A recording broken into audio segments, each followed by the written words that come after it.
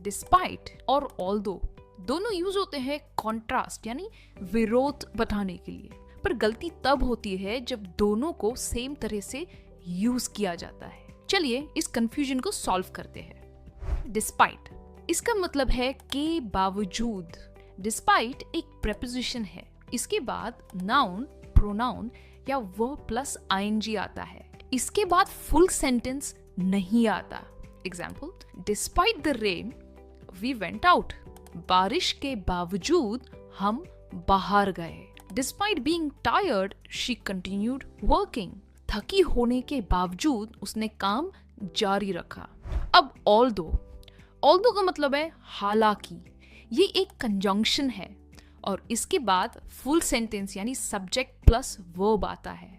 Although it was raining we went out. हालांकि बारिश हो रही थी फिर भी हम बाहर गए।